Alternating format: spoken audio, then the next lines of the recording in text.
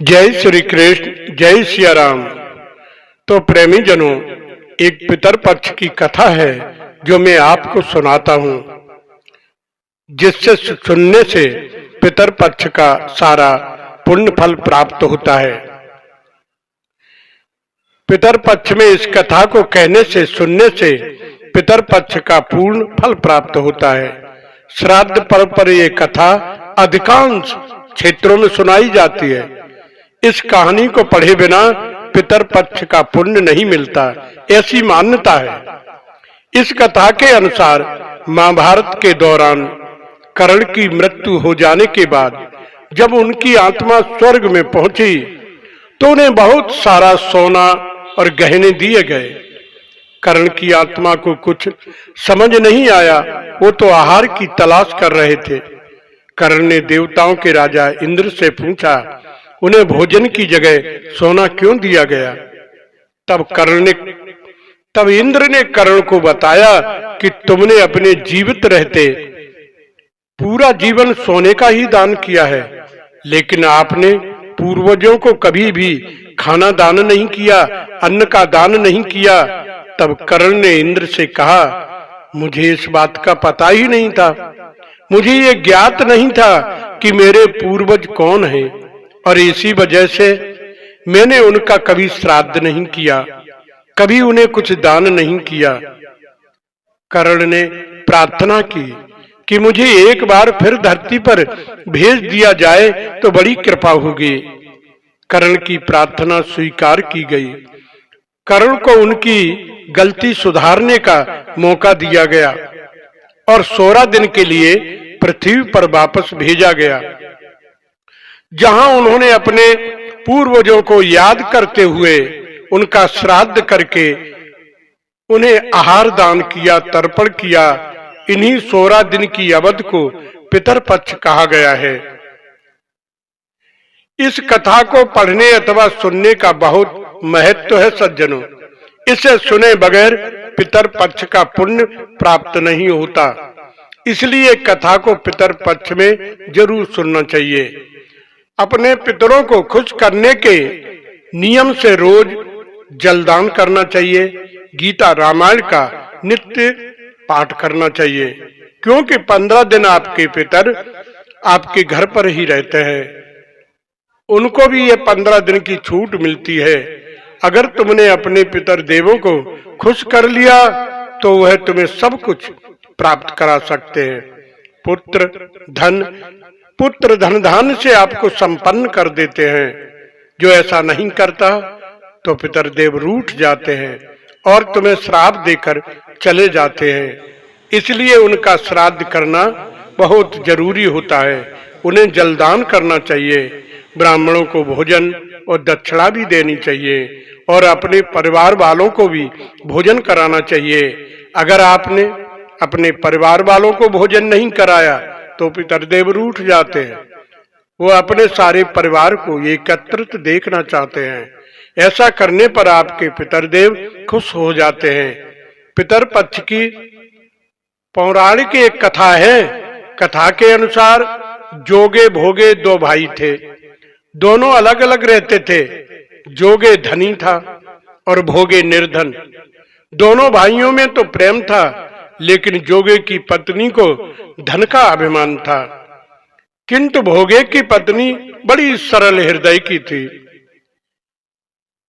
पितर पक्ष आने पर जोगी की पत्नी ने अपने पति से पितरों का श्राद्ध करने के लिए कहा, तो जोगे ने इसे व्यर्थ का कार्य समझकर टालने की चेष्टा की, किंतु उसकी पत्नी समझती थी कि यदि ऐसा नहीं करेंगे तो लोग बातें बनाएंगे कि इनके पास कुछ नहीं है। फिर उसे अपने मायके वालों को कुछ दिखाना है, दावत पर उन्हें बुलाना है और अपनी शान दिखाने का ये उचित अवसर लगा। जोगे की पत्नी बोली, आप शायद मेरी परेशानी की वजह से ऐसा कह रहे हैं, किंतु इसमें मुझे कोई परेशानी नहीं। मैं भोगे की पत्नी को बुला लूंगी, दोनों मिलकर सारा काम कर लेंगे। फिर उसने जोगे को अपने पीहर नोता देने के लिए भेज दिया। दूसरे दिन उसके बुलाने पर भोगे की पत्नी सुबह सवेरे आकर काम में जुट गई। उसने रसोई तैयार की, अनेक पकवान बनाए, फिर सभी काम निपटाकर अपने घर आ गई। आखिर उसे भी तो पितरों का श्राद्ध तर्पण करना था। उसे किसी ने रोका नहीं और ना ही भोजन कराया। भोगे की पत्नी वहां से बेगर खाए पिए ही चली आई। इस अवसर पर न जोगे की पत्नी ने उसे रोका, न वह रुकी। शीघ्र ही दोपहर हो गई। पितरदेव भूमि पर उतरे। जोगे भोगे के पितर पहले जोगे के यहाँ गए तो क्या देखते हैं कि उसके ससुराल वाले वहां भोजन पर जुटे हुए हैं।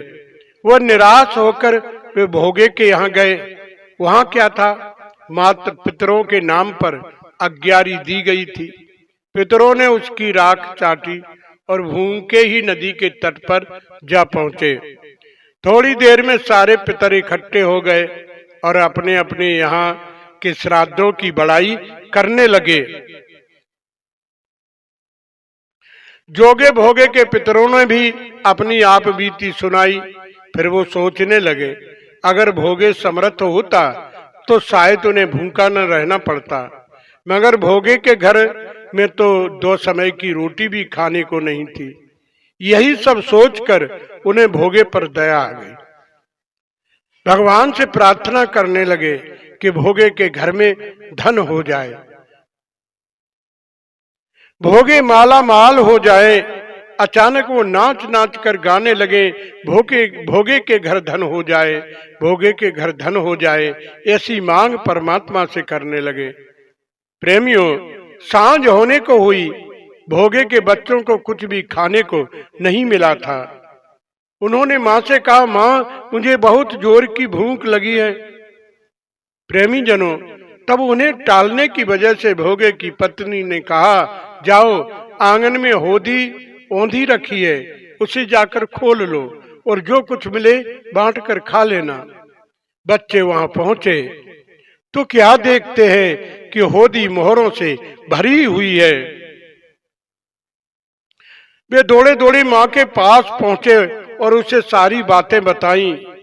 आंगन में आकर भोगे की पत्नी ने ये सब देखा तो वह भी हैरान रह गई।